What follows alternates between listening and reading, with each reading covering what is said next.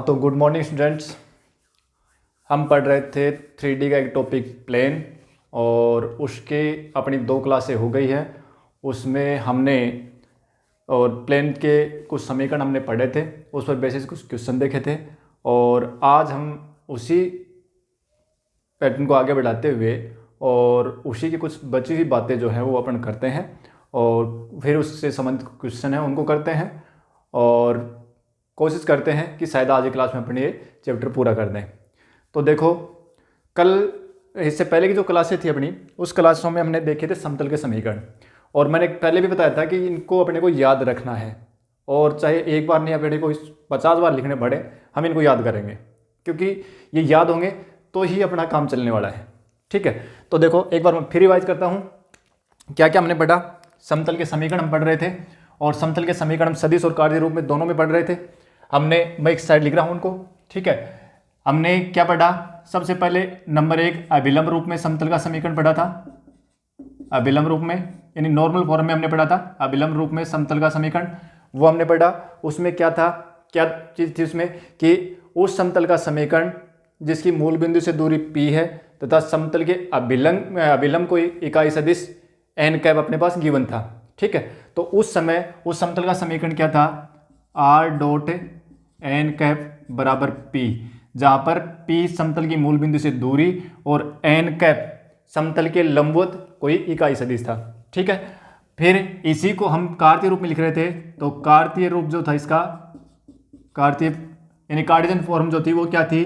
Lx plus My plus Nz बराबर p, जहाँ L M N उस समतल के अभिलंब की दिक् हो जाती।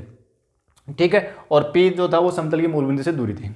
फिर हमने दूसरा पढ़ा था कि उस समतल का समीकरण जो किसी दिए हुए बिंदु से वो गुजर रहा है और समतल के लंबवत कोई सदिश आपको ज्ञात है। ठीक है, तो उस समय समतल का समीकरण जो था वो क्या था?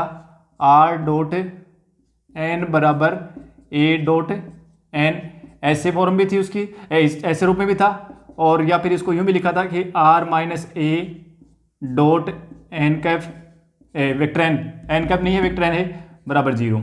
ठीक है, इस रूप में भी था, इस रूप में भी था। और इसका अगर कार्तीय रूप लिख रहे थे ना, तो कार्तीय रूप क्या था इसका? वो था a into x minus x1 plus b into y minus y1 plus c into z minus z1 बराबर 0, जहाँ ए बी सी समतल के अभिलंब के दिक् अनुपात थे। x1 y1 z1 वो बिंदु था जहाँ से समतल गुजर रहा है। ठीक है, तीसरा हमने पढ़ा था, और इसी समतल इसी रूप को और हमने थोड़ा सा सोल्व किया था, और हम इसको इस रूप में लिख रहे थे a x plus b y plus c z बराबर डी। अगर इसको सोल्व करते हैं ना तो ये इसी रूप में बन जाता है, जहां ए बी सी समतल के अभिलंब के दिक् अनुपात है, डी कोई अचर राशि है। ठीक है ना, वो डी अचर राशि कहां से बनेगी? देखो ए x1 बी y1 और सी z1, इन सभी को हम जोड़ेंगे घटाएंगे तो एक अचर राशि बनेगी, और वही अपनी कौन है? डी है। ठीक है, और समीकरण जो अपने पास ज्यादातर वो इसी रूप में मिलते हैं। ठीक है, फिर तीसरा जो हमने पढ़ा था वो पढ़ा था कि 3 बिंदुओं से होकर गुजरने वाले समतल का समीकरण, और हमने कार्तीय रूप में उसको पढ़ा था कि r minus a dot b minus a cross c minus a और बराबर 0। ठीक है, इस रूप में पढ़ा था, और इसी को कार्तीय रूप में लिख रहे थे, तो कार्तीय रूप में क्या था ये? यानी कार्टेशियन फॉर्म जो थी वो क्या थी अपनी? x minus x1 y minus y1 z minus z1 x2 minus x1 y2 minus y1 z2 minus z1 x3 minus x1 y3 minus y1 z3 minus z1 और बराबर 0। ठीक है, इस सारणी का मान निकाल लो तो हमें एक समतल का समीकरण मिलेगा। और फिर चौथी बात हमने पढ़ी थी कि समतल का अंतःखंड रूप में समतल का समीकरण, यानी कोई समतल जो वो अक्षों पर ए बी सी अंतःखंड काटता है, तो उस समय समतल का समीकरण क्या था? x upon a plus y upon b plus z upon c बराबर 1। ठीक है, ये हो गया समतल का अंतःखंड रूप में समीकरण, जहां ए बी सी समतल द्वारा अक्षों पर काटे गए अंतःखंडों की लंबाई है। ठीक है, फिर हमने पांचवी जो चीज पढ़ी थी वो पढ़ी थी 2 समतलों के प्रतिच्छेदन से होकर जाने वाले समतल का समीकरण, और उसके लिए मैंने बताया था कि एक समतल में दूसरे समतल को लेमडा से गुणा करके जोड़ के और बराबर 0 कर देना है। ठीक है, और फिर उसको सोल्व कर लेंगे। दी कंडीशन के आधार पर अपन लेमडा का मान निकालेंगे, लेमडा का मान वापस उस समीकरण में रख दें तो अपने को समतल का समीकरण मिल जाएगा। ठीक है, और ऐसे अपने कुछ क्वेश्चन किए हुए थे। ठीक है, और उसी पर आधारित एक क्वेश्चन और करते हैं। क्वेश्चन नंबर जो अपना 11वां क्वेश्चन है वो अपन करते हैं, और ये क्वेश्चन जो है शायद 2 बार एग्जाम में पूछा हुआ क्वेश्चन है। ठीक है, देखो क्या क्वेश्चन था वो कि 2 तल दे रखे हैं हमारे पास। एक तल दे रखा है x + y + z बराबर 1, एक तो ये हो गया, और दूसरा जो तल दे रखा है वो है 2x + 3y + 4z और बराबर 5। ये 2 प्लेन हो गए, ये P1 ये P2, इन 2 प्लेन हो गए, और इन दोनों प्लेन के इंटरसेक्टिंग जो लाइन होगी, इन दोनों प्लेन एक दूसरे को प्रतिच्छेद करेंगे, और उस प्रतिच्छेदन से जो प्लेन पास होगा उस प्लेन का अपने को इक्वेशन निकालना। अब कंडीशन क्या कह रहा है कि इन दोनों के जो प्लेन जहां पर काटेंगे उस लाइन से जो प्लेन पास होगा वो प्लेन को तीसरे प्लेन की क्या है, लंबवत है। एक तीसरा प्लेन और दे रखा है, तीसरा प्लेन अपना ये है x - y + z बराबर 0। ठीक है, ये 2 प्लेन है, इन दोनों प्लेनों के इंटरसेक्टिंग जो लाइन बनेगी उस लाइन से जो एक प्लेन पास होगा वो प्लेन इस प्लेन के परपेंडिकुलर है। तो कह रहा है कि वो प्लेन आपको ज्ञात करना है, कौन सा, जो इसके तो परपेंडिकुलर हो और इन दोनों के इंटरसेक्टिंग लाइन से वो पास हो।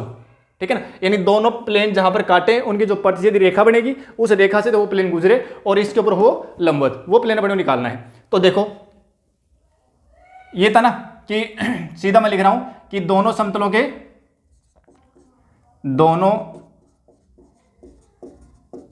के प्रतिच्छेदन से गुजरने वाले समतल का समीकरण क्या होगा, x + y + z - 1 plus lambda into 2x + 3y + 4z और -5 बराबर 0। ठीक है, अब देखो x + y + z - 1 और 2 lambda into x + 3 lambda into y + 4 lambda into z और -5 लेमडा बराबर 0। अब देखो इस पद में से x कॉमन लेंगे तो ये बनेगा 1 + 2 लेमडा इंटू x, इसमें से और इसमें से y कॉमन लेंगे तो 1 + 3 लेमडा इंटू y, और इसमें से z कॉमन लेंगे तो ये बनेगा 1 + 4 लेमडा इंटू z, और ये बन गया अपना -1 और -5 लेमडा बराबर 0। ठीक है, अब ये एक ऐसा समतल आ गया जो इन दोनों के प्रतिच्छेदन से होकर के पास हो रहा है। ठीक है, अब देखो ये समतल किसके लंबवत है, इस समतल के लंबवत है ना। अब 2 समतलों के लंबवत होने का प्रतिबंध क्या था कि दोनों के दिक् अनुपातों के गुणनफलों का योग 0 होगा, यानी a1 a2 + b1 b2 + c1 c2 बराबर 0 होगा।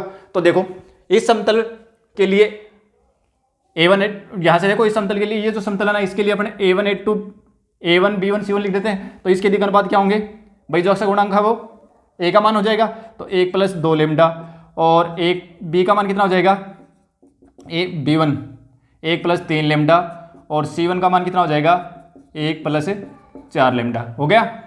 और दूसरा समतल दे रखा है ना, इसको देखो एक काम करते हैं कि ये P3 कह देते हैं, सॉरी P3 तो वो हो गया, ठीक है ना, ये P3 अपना प्लेन थर्ड है ना, और ये P4 हो गया।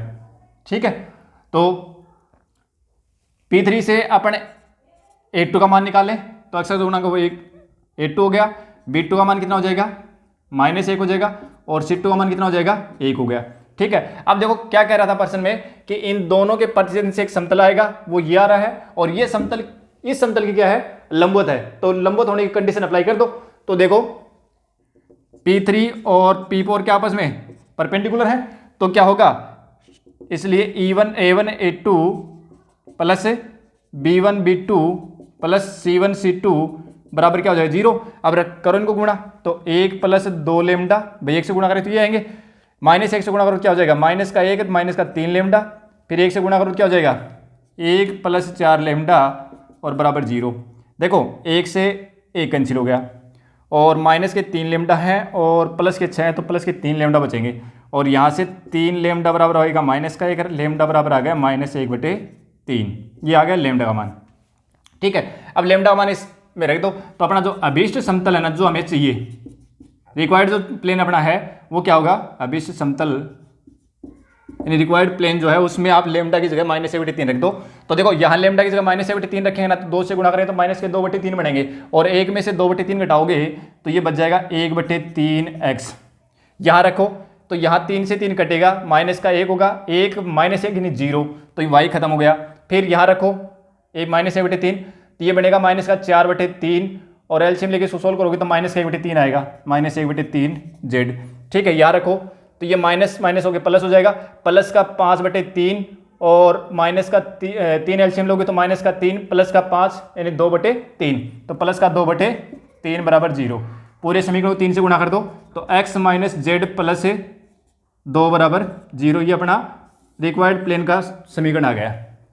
ठीक है, तो ये सारे प्रकार के जो समतल थे वो मैंने बता दिया। कोई बिंदु दे रखा है उससे पास हो रहा था भाई, दो समतलों के परिच्छेद से गुजरने वाला समतल किसी दिए गए बिंदु से गुजर रहा था, ये किसी समतल के लंबवत हो गया। ठीक है, तो इस प्रकार के प्रश्न जो है वो अपने को इसमें जो मिसलेनियस एक्सरसाइज है उसमें भी अपने को देखने को मिलेंगे, 1-2 प्रश्न उसमें भी हैं, तो वो वहाँ पे कर लेना इससे। ठीक है, अब चलते हैं अपन आगे, और अगली जो चीज़ है वो अपन पढ़ते हैं दो समतलों के मध्य कोण। ठीक है, तो हमने अभी तक क्या पढ़ लिया है, इसमें 5 आर्टिकल पढ़ लिए हैं, और अब छठा बड़ा जो है ये क्या था, 5वां जो था वो था दो समतलों के प्रतिच्छेदन से, दो समतलों के प्रतिच्छेदन से गुजरने वाला समतल है ना, गुजरने वाला समतल। ठीक है ना, ये हमने पढ़ लिया। अब जो है वो अपना हम अगला छठा जो टॉपिक है वो है दो समतलों के मध्य कोण, दो समतलों के मध्य कोण। अब देखो दो समतलों के मध्य कोण अगर पूछे ना, तो दो समतलों के मध्य कोण बात कर रहा है, इसका मतलब दोनों अभिलंबों के बीच का कोण पूछ रहा है वो। ठीक है ना, दो समतलों के बीच का कोण निकालना है तो अपने को क्या कर देना, दोनों अभिलंबों के बीच का कोण निकाल देना है। ठीक है ना, और दोनों अभिलंबों के बीच का कोण निकालना कोई दिक्कत है नहीं, क्योंकि दोनों अभिलंब क्या है, दो रेखाएं तो हैं, और दो रेखाओं के बीच का कोण अपन पढ़ के आए हैं। दो सदिश का दो सदिशों के बीच का कोण ही तो है, और दो सदिश अपन पढ़ के आए हैं, तो इजीली निकाल सकते हैं, तो इसमें कोई नई बात है नहीं। तो देखो मैं कार्तीय रूप में लिख रहा हूं, पहला तो सॉरी सदिश रूप में, सदिश रूप में, सदिश रूप में तो क्या हो जाएगा, देखो r डॉट n1 बराबर, इसको लिख देते हैं अपन d1 d से, और दूसरा है r डॉट n2 बराबर d2। ठीक है ना, d1 हो गया, d2 हो गया। ठीक है, ये कोई ऐसा राशि है क्योंकि ये वो है a डॉट n, ये नहीं ना, ये है। ठीक है, तो क्या हो गए, दो समतल हो गए, इसी रूप में अपने समतल मिलेंगे।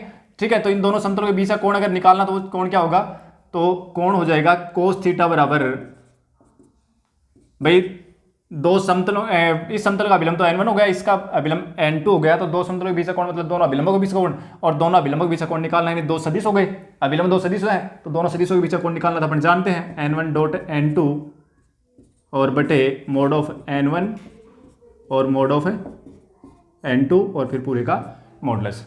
ठीक है, अगर कार्तीय रूप में हो तो कार्तीय रूप में ऐसे मिलेगा a1x plus b1y plus c1z बराबर d1, और a2x plus b2y plus c2z बराबर d2। इस रूप में आपको दो प्लेन मिलेंगे, और दोनों के बीच अगर कोण निकालना है तो इसका मतलब क्या हुआ कि दो रेखाओं के दिक् अनुपात दिए हों तो आप ये दो रेखाओं के अभिलंब हो गए, और अभिलंब के दिक् अनुपात आपके पास ज्ञात है, तो दो सदिश या दो रेखाओं के दिक् अनुपात ज्ञात हो तो उस समय दो रेखाओं या दो सदिशों के बीच कोण निकालने का फॉर्मूला अपन जानते हैं, तो वही हो गया यहाँ। तो क्या हो जाएगा, पहली अभिलंब के दिक् अनुपात ये हैं, दूसरे के ये हैं, तो कोस थीटा बराबर हो जाएगा a1 a2 plus b1 b2 plus c1 c2 बटे root of a1 square b1 square c1 square root of a2 square plus b2 square plus c2 square. ठीक है, तो अब जो है वो अपने दो समतलों के मध्य कोण की अपन बात करेंगे। ठीक है, और एक दो क्वेश्चन करते हैं, और इसमें क्वेश्चन दे रखा है अपना क्वेश्चन नंबर 12 का। ठीक है, क्वेश्चन नंबर 12, और उसमें क्वेश्चन नंबर 12 में जो कर रहा है, अब देख रहे हैं अपने क्वेश्चन नंबर 12। ठीक है, और क्वेश्चन नंबर 12 में क्या है कि समतलों जिनके सदिश समीकरण दे रखे हैं r dot 2i cap plus 2j cap minus 3k cap, 2j cap minus 3k cap बराबर 5। एक समतल का समीकरण तो गया ये, और दूसरे समतल का समीकरण हो गया R dot 3 minus 3 j plus 5 k और बराबर 3। ठीक है, ये दो समतल हो गए और इन दोनों समतलों के मध्य का कोण अपने को निकालना है। ठीक है, तो दो समतलों के बीच का कोण निकालना है। तो पहले समतल से आप लिख दो n1 कितना है यहाँ भाई, आर डॉट एन कैप ही तो गया, तो n1 हो गया यहाँ से वेक्टर n1 का मान हो गया अपना 2i प्लस 3j 2j और माइनस 3k। और यहाँ से n2 का मान कितना हो गया, वेक्टर n2 हो गया 3i minus 3j plus 5k। ठीक है, और कोस थीटा बराबर क्या हो जाएगा, n1 डॉट n2 बटे मोड ऑफ n1 और मोड ऑफ n2। ठीक है, देखो n1 डॉट n2 सीधा लिख रहा हूँ मैं, तो यहाँ से कोस थीटा बराबर बनेगा अपने पास से 3 दूनी 6 और माइनस 6 और माइनस 15 बटे भाई i dot i1 j dot j1 और k डॉट k1। ठीक है, इनको गुणा कर लो तो ये आएगा, और बटे में रूट ऑफ 2 का स्क्वायर 4, 2 का स्क्वायर 4 और 3 का स्क्वायर 9, तो 4 4 8 और 9 17, तो ये हो गया। और अंडर रूट 3 का स्क्वायर 9, 3 का स्क्वायर 9, 9 दूनी 18 और 25 ये हो गया, तो 25 और 18 43। ठीक है, तो यहाँ से कोस थीटा बराबर कितना आ जाएगा, 15 बटे मॉडल से लेंगे तो प्लस का हो जाएगा। और देखो ये कट नहीं रहे हैं, इनका पूरा पूरा वर्गमूल नहीं निकलेगा, तो सीधा इनको गुणा कर लो, तो 17 × 51, 5 17 × 68 और 5 73, 731। और थीटा बराबर हो गया यहाँ से कोस इनवर्स 15 बटे 731 हो गया आंसर। ठीक है, तो ये पूछा था अपने को, तो ये आराम से अपन निकाल सकते हैं। ठीक है, अब देखो कार्तीय रूप में अगला जो क्वेश्चन दे रखा है 12 का, ये तो सदिश रूप में हो गया, अगला 12 के प्रश्न में दे रखा है कार्तीय रूप में, और उसमें देखो क्या कह रहा है ये कह रहा है कि आप चेक करो कि कौन कौन से समतल समानांतर है। भाई 4 क्वेश्चन दे रखे हैं उसमें, ठीक है ना, तो कह रहा है कि कौन से में तो समानांतर समतल है वो समानांतर है, कौन से में समतल है वो अभिलंब लंबवत है, और कौन से में अगर वो न तो समानांतर न लंबवत है तो उनके बीच का कोण ज्ञात करो। ठीक है, तो सीधी सी बात है, ये बात हम कई बार कर चुके हैं कि दो सदिशों के समानांतर होने के लिए, दो रेखाओं के समानांतर होने के लिए क्या था, a1/a2 बराबर b1/b2 बराबर c1/c2। अगर ये आ रहा है, या यूं कह दो कि दो रेखाओं के दिक् अनुपात और अगर समानुपाती हैं तो वो समानांतर होंगी, या दो सदिशों के दिक् अनुपात समानुपाती हैं तो वो समानांतर होंगी। ये बात अपन करके आए, पीछे बढ़ के आए हैं। ठीक है, तो वही बात यहाँ पर है, अगर दो समतल समानांतर की बात कर रहा है, इसका मतलब यह है कि दो अभिलंब अगर समानांतर है तो दोनों समतल भी समानांतर होंगे। ठीक है, तो दोनों अभिलंब क्या है, दो रेखा ही तो हैं या दो सदिश ही तो हैं। ठीक है, तो उनके भी दिक् अनुपात क्या होंगे, समानुपाती होंगे, तब तो वो समानांतर है। और अगर दिक् अनुपात समानुपाती नहीं है तो फिर वो समानांतर तो नहीं है। फिर दूसरा, लंबवत होने के लिए कंडीशन क्या बढ़ी थी कि दो रेखा या दो सदिश लंबवत होने के लिए क्या बढ़ा था हमने, कि उनके दिक् अनुपातों के गुणनफलों का योग 0 आ रहा था, अर्थात a1a2 plus b1b2 plus c1c2 बराबर 0 आ रहा था। ठीक है, अगर ऐसा यहाँ पर मिलता है, ये नहीं, यहाँ पर क्या है, दो समतल लंबवत हैं, इसका मतलब दो अभिलंब भी लंबवत है, तो दो अभिलंब लंबवत है, तो इनके अभिलंबों के दिक् अनुपात जो है उनके लिए a1a2 plus b1b2 plus c1c2 बराबर 0 आ रहा है, तो वो दोनों समतल भी क्या होंगे, लंबवत होंगे। ठीक है, तो वही चीज अपन यहाँ पर करने वाले हैं। तो क्वेश्चन नंबर 12 जो है ना, उसमें क्या कह रहा है, ये क्वेश्चन नंबर 12 में यही कह रहा है अपने को कि 4 प्रश्न दे रखे हैं इसमें। ठीक है, और ये कह रहा है कि अगर निम्नलिखित प्रश्नों में याद कीजिए कि दिए गए समतलों के युग्म समानांतर हैं अथवा लंबवत हैं, और उस स्थिति में जब ये न तो समानांतर है नहीं लंबवत है तो उनके बीच का कोण ज्ञात करो। जैसे मैं एक ही पार्ट कर रहा हूं इसमें, वो है देखो, एक समतल का समीकरण देखा 7x plus 5y plus 6z plus 30 बराबर 0, एक समतल तो ये है। और दूसरा जो समतल अपना वो ये है कि भी 3x minus Y minus 10z और प्लस 4 बराबर 0। ठीक है, अब पहले तो ये देखेंगे ये समानांतर है क्या, तो समानांतर है क्या, इसके लिए चेक करने के लिए अपन क्या करेंगे, a1/a2 का मान निकालो। देखो क्या रहा है भाई, इसमें x का गुणांक, इसमें x का गुणांक 7/3, b1/b2 निकालो 5/-1 और c1/c2 निकालो 6/-10। ठीक है, क्या बराबर आ रहे हैं क्या, ये बराबर नहीं है, मतलब a1/a2, इसका मतलब ये हुआ कि a1/a2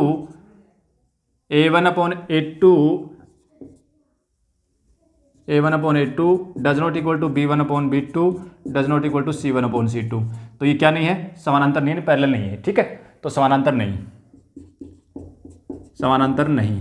ठीक है, और फिर लंबवत होने के लिए क्या था, A1 A2 plus B1 B2 plus C1 C2, ये निकालो। तो A1 कौन है, ये A1 है, ये A2 है, तो 7 या 21 तो ये हो गया। फिर ये B1 है, ये B2 है, माइनस का 5 ये हो गया, ये C1 है और ये C2 है, तो माइनस का 60 ये हो गया। देखो देख क्या रहा है, ये -60 है और 21 अगर 16 ये 16 हो गए तो 44 बच गए माइनस के। ठीक है, तो ये भी 0 के बराबर नहीं आ रहा है, तो इसका मतलब लंबवत भी नहीं है। तो दोनों समतल न तो समानांतर न ही लंबवत हैं। तो फिर उस स्थिति में अगर ये न तो समानांतर न लंबवत है तो इस स्थिति में कोण निकालो। तो cos थीटा बराबर क्या होगा, A1 A2 plus B1 B2 plus C1 C2 और बटे root of A1 square plus B1 square plus C1 square और root of A2 square plus B2 square plus C2 square और इसका मॉडुलस। तो ये तो अपने निकाल रखा, ये रहा माइनस तो हमारे तो सीधा ही, और बटे रूट ऑफ इसका मान रखो, देखो क्या रहा है, A1 square plus B1 square plus C1 square, तो 7 का स्क्वायर 49, 49 और 25 74 और 36 110, 110 तो ये आ गया। रूट ऑफ ये कितना आएगा, A square A2 square plus B2 square plus C2 square, तो 3 का 9 और 1 10 और 100 10 का स्क्वायर 100 हो गया, तो ये भी कितना आ गया, 110 आ गया।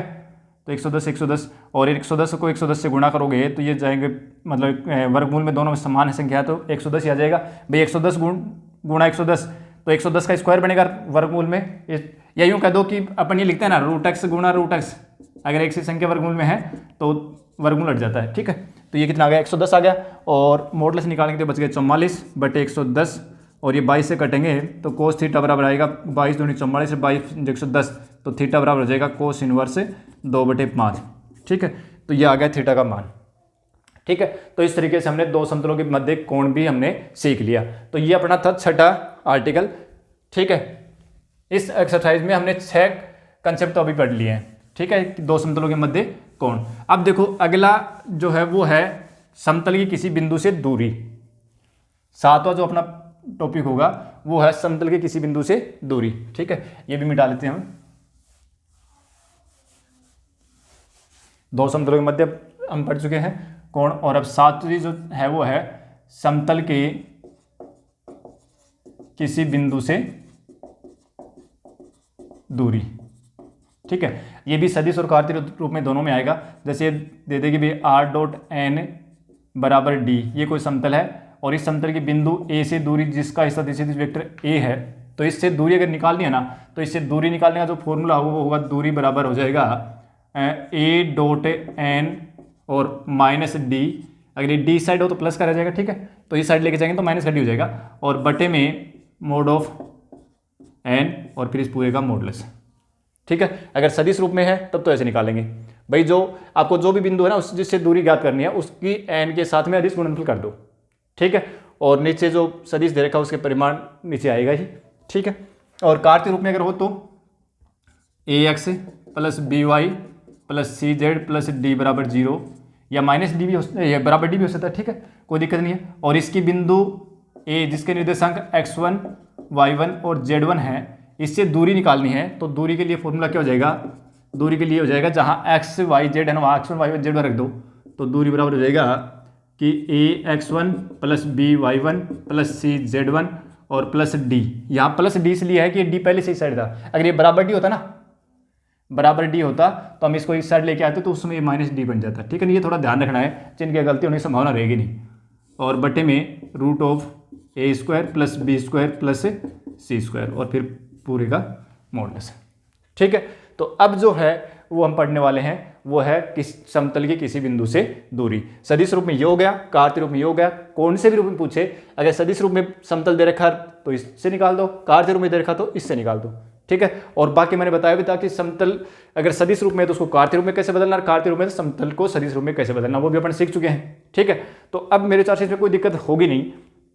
अब देखो देखते हैं क्वेश्चन।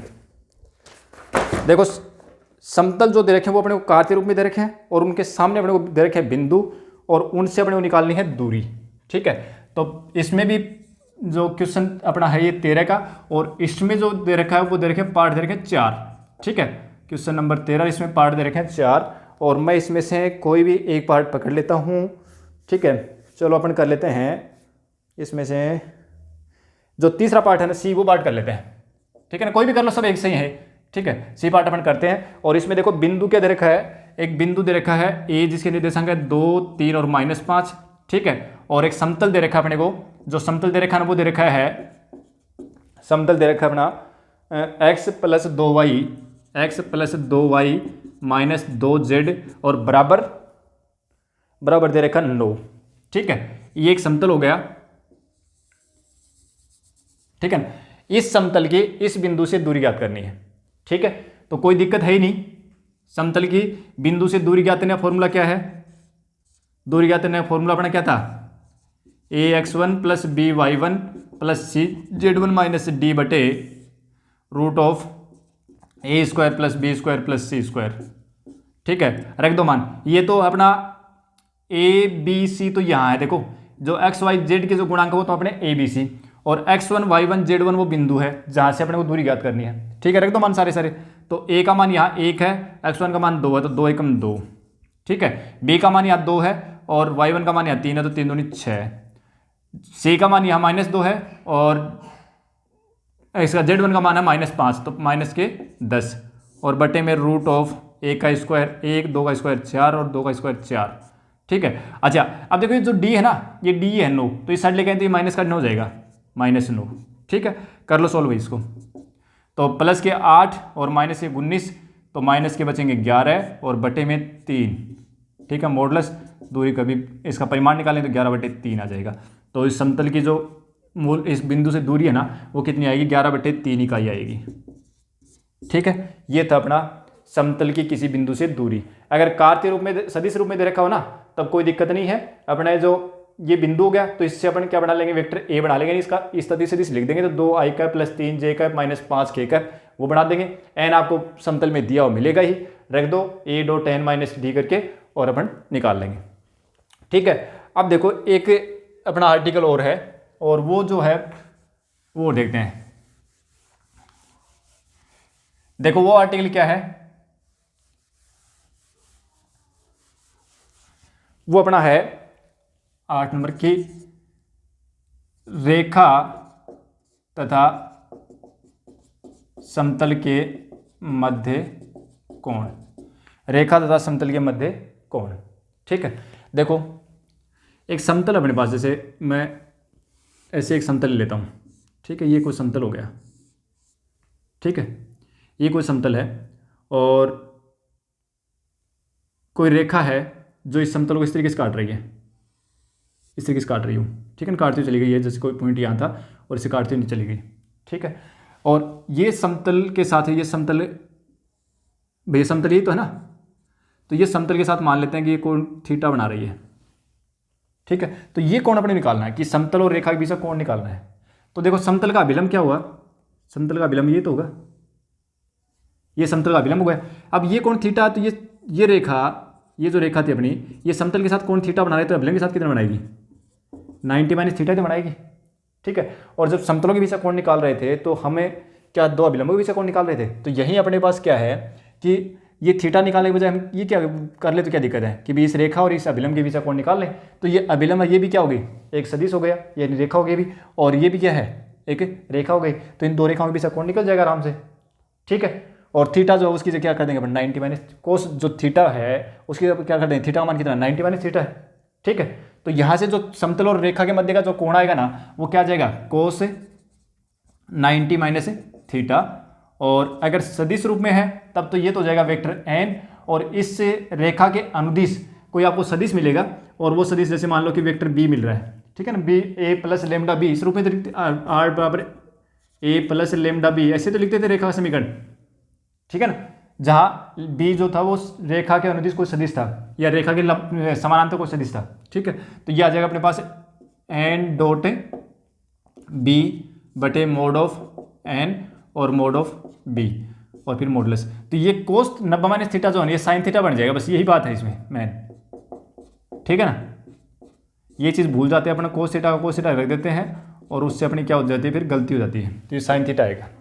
ठीक है, और अगर कार्तीय रूप में हो तो कार्तीय रूप में भी कोई दिक्कत नहीं है। कार्तीय रूप में क्या हो जाएगा, कि इसके दिक् अनुपात, जैसे मान लो कि इसके दिक् अनुपात A1 B1 और C1 हो और इसके जो दिक् अनुपात हैं वो A2 B2 और C2 हो, तो दोनों रेखाओं के बीच का कोण क्या हो जाएगा?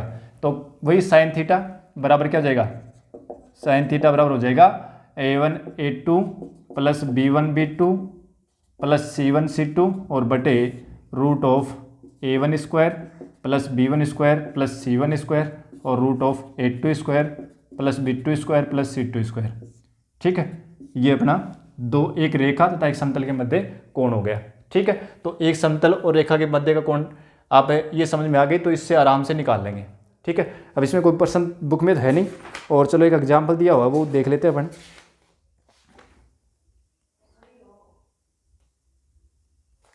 देखो सम दे रखा है अपना, एक एग्जाम्पल दिया हुआ है और उसको कर लेते हैं।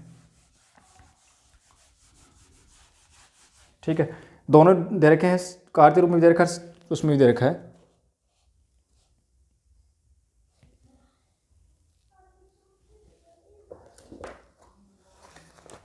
चलो ये जो दे रखा है ना कार्य रूप में, सदिश रूप में दे रखा है, ये कर लेते हैं एक साथ में ही,